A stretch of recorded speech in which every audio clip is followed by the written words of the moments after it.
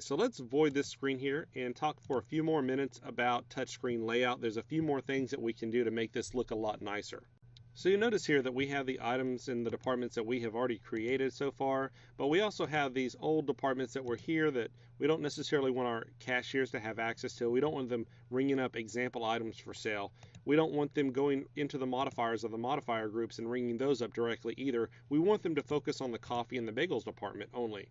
So in order to do that, we can actually go into the touchscreen configuration again and disable those other departments from showing up on the main screen.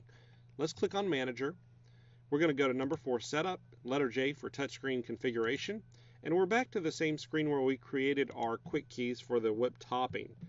There's another tab here called the Items and Departments tab, and this lets us actually modify the position of those departments on the main screen, as well as whether they're showing or hidden, and color schemes as well. So if we want to reposition the order of these screens, of these departments, we can select a department and we can push the down arrow here, and that's going to move that department down on the list. Those changes will reflect on the main screen as well once we exit out and log back into the software.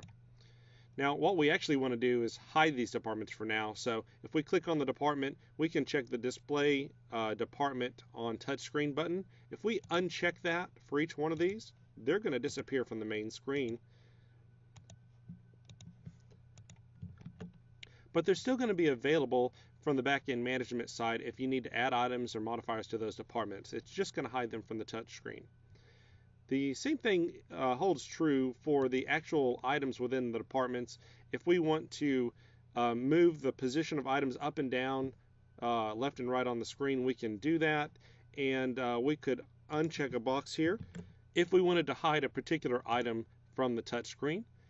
The other nice features that we have is, let's say that we want to change the color of a certain item on the screen to make it stand out. Or if we want to change the color of a department, we can do that as well, so that our touchscreen is a little bit more color-coded for quick access. Now that we've made these changes, let's click Save and Exit. And here again, these changes aren't going to reflect until we log out and log back in.